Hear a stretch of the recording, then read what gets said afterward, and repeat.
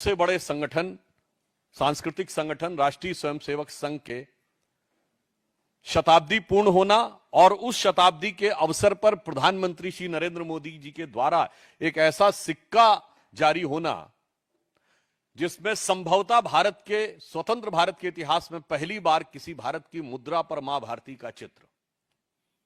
और इन्हीं 24 घंटे में देश ने एक दूसरा दृश्य देखा कि 140 साल पुरानी पार्टी एक ब्रिटिश ऑफिसर एलन ऑक्टेवियम ह्यूम के द्वारा स्थापित पार्टी, जिसके पहले 25 साल में अनेक ब्रिटिश सेक्रेटरी अध्यक्ष रहे और 100 साल से जिसका एक ही परिवार का उस पर वर्चस्व है।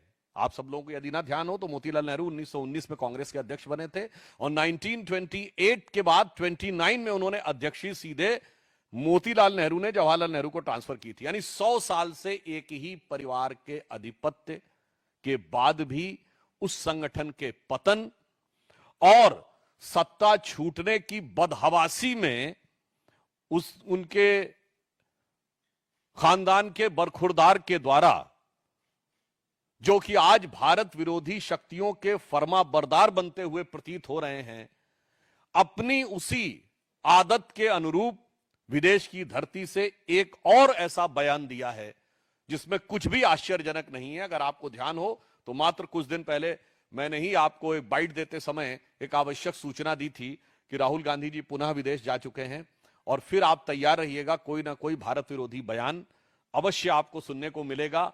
अगर सीधे दरवाजे से नहीं तो पिछले दरवाजे से और खिड़की से नहीं तो रोशनदान से मिलेगा। इसलिए आप लोग चारों तरफ से सतर्क रहिएगा। और आज उसी की एक बानगी दिखाई पड़ी है।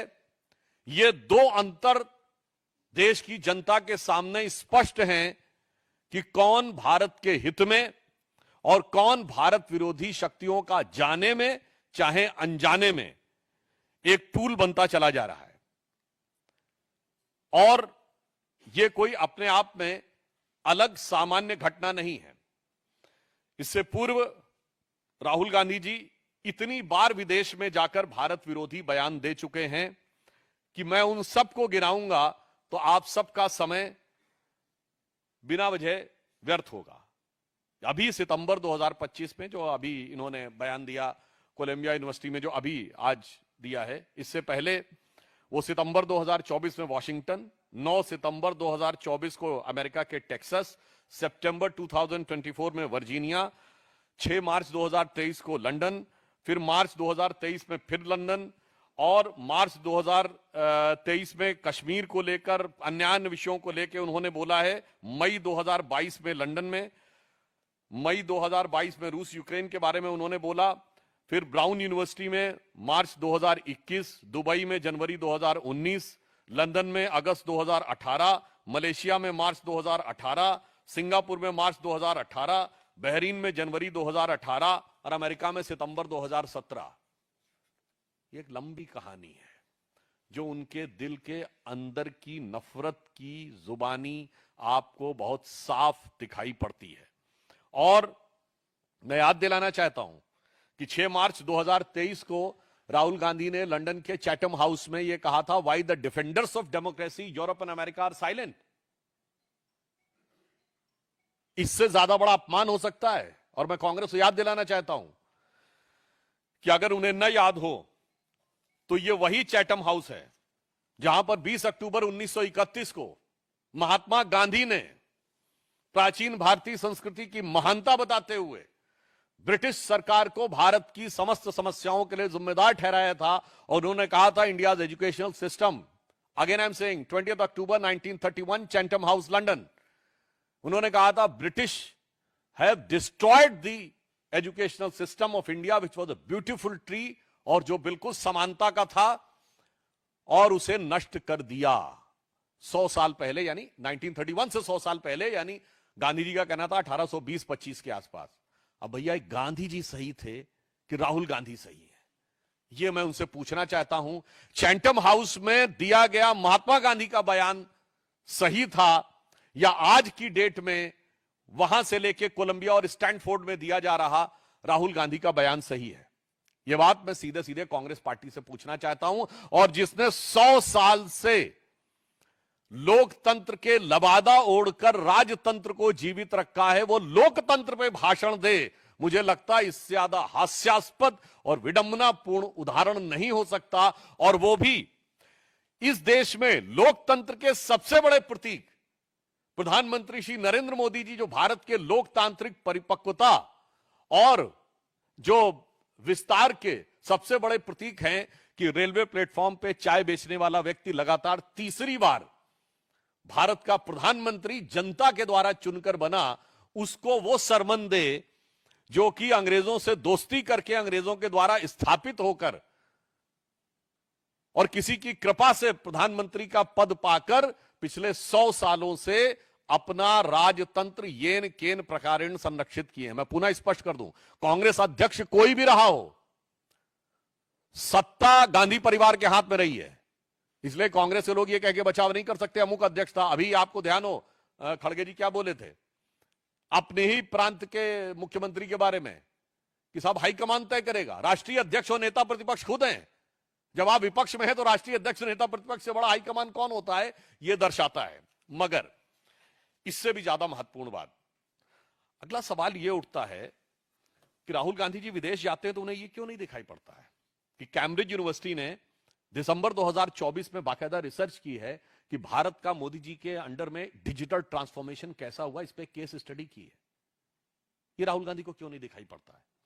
स्टैनफोर्ड ने अपनी एक एआई इंडेक्स रिपोर्ट तैयार की है, जिसमें उसने कहा है कि India has ranked first in the global AI skill penetration and is in the top 4 countries of AI vibrancy. ये किसने कहा, स्टैनफोर्ड। जिस स्टैनफोर्ड में जाकर राहुल गांधी भारत के बारे में अपशब्द, अपमानजनक और निरर्थक व्यर्थ की बातें करते हैं। स्टैनफोर्ड यूनिवर्सिटी ने एक एल्वेजियर टॉप 2% साइंटिस्ट की लिस्ट 2025 में जारी की है, जिसमें उन्होंने कहा है कि the list feature 6,239 Indian researchers in the top 2% of the global scientist, highlighting India's rapid growth in the growing footprints and significant contribution in the international scientific research. अब आइए साहब, 27 मार्च 2025 को चैथम हाउस ने अपनी रिपोर्ट में कहा है कि India seeks greater recognition on the world stage and changes the international order. World bank report जुलाई 2025 ने एक गिनी इंडेक्स की है जो इनइक्वालिटी को तय करती है कि किस देश में कितनी इनइक्वालिटी है, यानी अमीर गरीब के बीच की खाई कितनी ज्यादा है। उसमें वर्ल्ड की मेजर इकोनॉमीज में उन्होंने कहा India's Gini index stand for 25.5, so India stand much lower than China, America में, उन सबके डिटेल्स पे नहीं जाना चाहता। बड़ी इकोनॉमीज में सबसे कम इनइक्वालिटी अगर है तो भारत में है। और ये किसने अपनी रिपोर्ट जारी की है, ये वर्ल्ड बैंक ने जुलाई 2025 में रिपोर्ट जारी की है, और ये कहा है कि एक्सट्रीम पॉवर्टी अब भारत में केवल 2.3% रह गई है। राहुल गांधी को ये नहीं दिखाई पड़ता। ऑक्सफोर्ड जाते हैं तो उन्हें दिखाई नहीं पड़ता कि ऑक्सफोर्ड बिजनेस स्कूल ने दिसंबर 2024 में यह कहा था कि proactive governance and timely implementation is a game changer India's digital governance landscape. Global times ने जनवरी 2024 में यह कहा कि भारत ने कुछ सालों में अपनी इकोनॉमी को जिस तेजी से स्ट्रक्चरड रिफॉर्म करके किया है, उससे भारत बहुत शक्तिशाली बना है। अब मैं पूछना चाहता हूं कि ये फॉरेन में जाकर बोलने वाले राहुल गांधी जी को फॉरेन की ये चीजें नजर क्यों नहीं आती। अब उससे बड़ा सवाल कि राहुल गांधी जी में ऐसी कौन सी प्रतिभा है जिसकी वजह से वहां पे उनको विदेश की यूनिवर्सिटीज बुलाती हैं, जबकि कांग्रेस में एक से एक बुद्धिमान लोग हैं। चिदंबरम साहब, अभिषेक मनु सिंघवी, शशि थरूर, मनीष तिवारी और बहुत सारे लोग हैं जो अपने अपने विषयों के विशेषज्ञ हैं। इवन जयराम रमेश, इवन उनके अंकल सैम पित्रोदा जो परमानेंट विदेश में रहते हैं, जिनकी इमेज है कि इंटेलेक्चुअल वाली, उनमें से किसी को नहीं बुलाया जाता है और राहुल गांधी जी को ही बुलाया जाता है। इवन भारत में भी किसी यूनिवर्सिटी में उन्हें नहीं बुलाया जाता है। आपने शायद कन्वोकेशंस में भी राहुल गांधी जी को जाते नहीं देखा हुआ। कांग्रेस रूल्ड स्टेट्स में नहीं बुलाया जाता। 2004 से 14 के बीच में उनकी केंद्र में सरकार रही, तब नहीं बुलाया जाता। फिर भारत के बाहरी क्यों उनको बुलाया जाता है, यह अपने आप में यक्ष प्रश्न है। और वो कितने बुद्धिमान हैं और उनका कितना जबरदस्त ज्ञान है, मैं आपको एक उनके वीडियो का वॉइस सुनाना चाहता हूं। Why does a motorcycle weigh 100 kilos and a car weigh 3,000? car carries, to carry one passenger, you need 3,000 kilos of metal in a car, if one passenger is driving a car. And a motorcycle has 100 kilos, carries two passengers. So why is a motorcycle able to carry two passengers with 150 kilos of metal and a car needs 3,000? And the answer is, it's the engine. Because it's the engine that kills you on impact, right? And the motorcycle is light because the engine disappears from you when you have an accident, right? Every time the engines in motorcycles are heavier and heavier. If you see, the power in motorcycles nowadays are becoming heavier, are higher than older motorcycles. But in a motorcycle, when you have an impact, the engine is separated from you. So the engine doesn't hurt you. Whereas in a car, when you have an impact, the engine comes into the car. So the entire car is designed to stop the engine from killing you. The electric motor breaks that centralized energy system. The electric motor allows you to put a motor there, put a motor there, put a motor there, put a motor there. So the electric motor is a decentralization of power. मुझे लगता है कि इसको सुनने के बाद अगर किसी के भी ज्ञान चक्षु उन्मीलन समझते हैं ना, उठने में कोई शंका रह गई हो तो समाप्त हो जानी चाहिए। ऐसा अद्भुत मैकेनिकल इंजीनियरिंग का ज्ञान दिया है कि हार्ले डेविडसन से लेकर टोयोटा तक और वॉक्सवैगन से लेकर फोर्ड तक बैठे हुए इंजीनियरों ने मेरे ख्याल से छाती पीटना शुरू कर दिया होगा कि इतना जबरदस्त ज्ञान कहां से आ गया है। बताइए साहब, वो ये बता रहे हैं कि वो डिसेंट्रलाइजेशन है। अरे मेरे भाई, कार 4 व्हीलर है, वो 2 व्हीलर है, 2 व्हीलर में जायरोस्कोप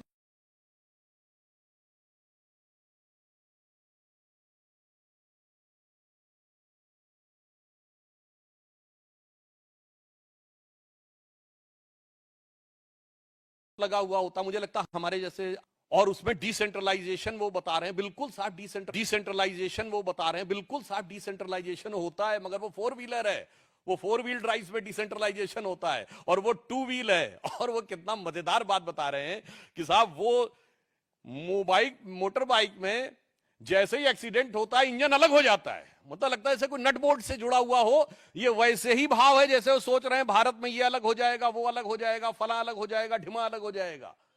आप सोचिए, ऐसे अद्भुत ज्ञान संपन्न व्यक्ति को कांग्रेस पार्टी की तरफ से बुलाया जाता है। ये कांग्रेस पार्टी से सवाल नहीं है मेरा, उन लोगों से सवाल है कि आपको उनमें ऐसा क्या नजर आता है। और दूसरे शब्दों में बात कहूं कि इसका मतलब आप जब बाहर जाते हैं तो सिर्फ बोल के नहीं आते हैं, कुछ सीख के भी आते हैं। अभी देखिएगा, लौट के आने के बाद जैसे उन्होंने प्रेस कॉन्फ्रेंस की थी ना और कहा था वो हाइड्रोजन बम नहीं, अभी तो एक हिस्सा है। तब लंका भी मलेशिया गए थे, जितना हिस्सा बताया गया होगा उतना लेके आए। अब जितना कुछ और बताया जाएगा, संभावना है उसको लेके आएंगे, क्योंकि इस ढंग की चीजें मैं नहीं कह रहा हूं, मैं सोशल मीडिया में और पब्लिक मीडिया में अवेलेबल है। राहुल गांधी से पूछना चाहता हूं कि जो कुछ बोला गया है ये सच है क्या? अगर सच है तो आपने दुनिया में कौन सी इंजीनियरिंग की यूनिवर्सिटी से आपने पढ़ा है? वैसे शायद हो सकता है कि वो इसीलिए पढ़े हों, जैसे आपको याद हो ना, वो आप लोगों को भड़काने के लिए भी बोल रहे थे कि आईआईटी के पेपर्स जो हैं वो एक पर्टिकुलर कम्युनिटी के लोग सेट करते हैं, इसलिए पर्टिकुलर जो गरीब लोग हैं उनको वो उसमें से नहीं आ सकते हैं, सिलेक्ट नहीं हो पाते। यानी moving charge in magnetic field, electromagnetic induction और फोर्स वेलोसिटी और एक्सेलरेशन में भी उनको कास्ट नजर आती है। मुझे लगता है कि इस प्रकार की बातें करने का उद्देश्य, मैं यहां राहुल जी का मजाक नहीं उड़ा रहा हूं, मैं देश से कहना चाहता हूं 100 साल से सत्ता को कब्जा रखने के वाले इस खानदान के बरखुरदार जो भारत विरोधी शक्तियों के झंडा बरदार बन चुके हैं, उनसे बहुत खबरदार रहने की जरूरत है। और आपने देखा इस बार उन्होंने एक और बात बोली है। उन्होंने क्या बोला? उन्होंने कहा कि इंडिया में 16-17 प्रकार की लैंग्वेजेस हैं। अभी आप देखिएगा लैंग्वेजेस पे लड़ाई कराने का प्रयास करेंगे। उत्तर दक्षिण में लड़ाई कराने का प्रयास कर चुके हैं। कर्नाटक के फाइनेंस मिनिस्टर बोल चुके हैं कि दक्षिण भारत वाले टैक्स ज्यादा देते हैं। तो पत्रकार ने उनसे पूछा तो क्या अलग होना चाहिए? उत्तर हां जी, अलग हो जाना चाहिए। बिहार को लेकर तेलंगाना और डीएमके तमिलनाडु के मंत्री जो बोल चुके हैं वो है प्रांतों में वैमनस्य फैलाओ। भाषा को लेकर तमिल हिंदी, कन्नड़ हिंदी, मराठी हिंदी और अब देखिएगा आने वाले टाइम में बंगला हिंदी। तो जातियों को लेकर अगड़े पिछड़े, सामान्य दलित सब में लड़ाना है, ये उनका पूरा एजेंडा साफ दिखाई पड़ रहा है। तो इसलिए हम ये कहना चाहते हैं एक पंक्ति में कि जो कुछ पूरी फेहरिस्त नजर आ रही है राहुल गांधी की, एक गंभीर सवाल है देश की राजनीति के लिए और राजनीतिक चिंतकों के लिए। यदि कोई पार्टी सत्ता की लालच में या विवशता में विदेशी मूल का नेतृत्व स्वीकार करने को तैयार हो जाती है, तो यह विदेशी मूल सिर्फ भूल साबित होता है या उस पार्टी और देश के लिए शूल साबित हो जाता है।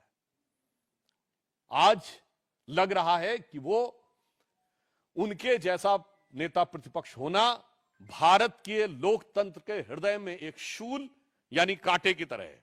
और एक और बात, अभी आपने देखा होगा कल विजयदशमी का पर्व था, कांग्रेस के कई नेताओं ने आदतन, फितरतन, शरारतन और दूसरा कहूं out of frustration, out of inferiority complex, प्रधानमंत्री जी के बारे में जो अनाप शनाप अपशब्द बोलते रहते हैं, तो उसमें कुछ नेता रावण बोलने लगते हैं, कुछ और बोलने लगते हैं। तो मैं उनको सिर्फ इतना याद दिलाना चाहता हूं कि जो लोग राम भक्त कार्यसेवकों की हत्या करवाने वाले, उनका समर्थन करने वाले, राम मंदिर के उद्घाटन में बुलाने पर भी न जाने वाले और बाबर की कब्र पर 3 पीढ़ियों तक बगैर बुलाए जाकर सिजदा करने वाले कि 1959 नेहरू, 69 इंदिरा गांधी, 2005 मनमोहन सिंह के साथ राहुल गांधी, उनके बारे में देश की जनता का चित्त बहुत स्पष्ट है कि कौन रावणी वृत्ति का प्रतीक है और कौन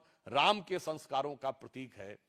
तो जो कुछ कांग्रेस बोल रही है धरती के उस छोर से लेके इस छोर तक, इसके लिए कहा जा सकता है, वो जो एक पुराना गीत था ना, हर एक रूह घायल, हर एक रूह प्यासी। तो मैं कहना चाहूंगा, अब मैं वर्ड नहीं प्रयोग करना चाहता कि वो कौन किस मना स्थिति में है। कांग्रेस के लिए एक ही लाइन में कहूंगा, ये कांग्रेस है या आलम बदहवासी। तो वो पूरे बदहवासी के आलम में कांग्रेस आ चुकी है। और मैं देश से कहना चाहता हूं इस विषय पे कि ये खतरनाक शक्तियों के, विदेशी शक्तियों के हाथ में कांग्रेस जाने या अनजाने, मैं दोनों बात से कह रहा हूं, जो कांग्रेस के नेता जान रहे हैं वो देश के लिए, देश के साथ द्रोह कर रहे हैं। जो नहीं जान रहे हैं, अनजाने में टूल बने हुए हैं, उनको समझदारी दिखानी चाहिए और इन नेताओं को रोकना चाहिए। मगर बहुत स्पष्ट हो गया है कि कांग्रेस इस समय राष्ट्र विरोधी तत्वों के हाथ का एक खिलौना बनती जा रही है। कांग्रेस का नेतृत्व एक जमाने में इतना परिपक्व था, आज की डेट में उतना ही अपरिपक्व है। कांग्रेस का नेतृत्व एक जमाने में अल्ट्रा लेफ्ट और इन लोगों को यूज करना जानता था, इंदिरा गांधी और पीवी नरसिम्हा राव तक। आज उनके द्वारा यूज होने लगा है। यह सिर्फ कांग्रेस के लिए समस्या नहीं है, आज देश के लिए चिंता का विषय है। धन्यवाद।